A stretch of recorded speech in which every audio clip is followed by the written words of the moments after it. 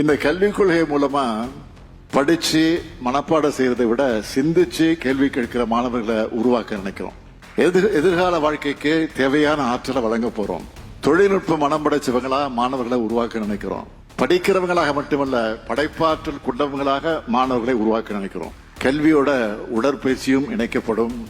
தாய்மொழி தமிழ் நம்மோட அடையாளமா பெருமிதமா இருக்கும். முக்கியமா தமிழும் ஆங்கிலமும் என்கிற இருமொழி கொள்கைதான் நம்முடைய உறுதியான கொள்கையாக இருக்கும்.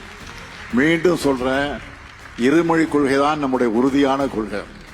மொத்தத்துல கல்வியில முன்னணி மாநிலமா இருக்கிற தமிழ்நாட்டை மேலும் முன்னேற்றுவோம். கல்வி மூலமா எதிர்காலத்தில் நீங்க எல்லோரும் பெரிய பெரிய அதிகாரிகளாக, அரசியல் தலைவர்களாக, அறிவியலாளர்களாக, மருத்துவர்களாக, சட்ட அறிஞர்களாக, பொறியாளர்களாக, கலைஞர்களாக உருவாகி உங்க வீட்டுக்கும் தமிழ்நாட்டுக்கும் பெருமை சேர்க்கணும்.